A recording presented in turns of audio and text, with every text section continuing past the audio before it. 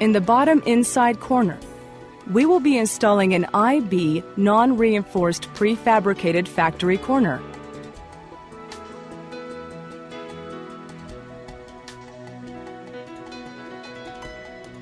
Simply tack weld into place, avoiding bridging in the turn-ups,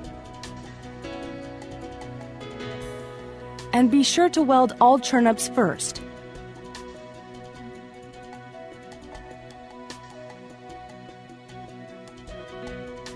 Then weld the remaining perimeter edge.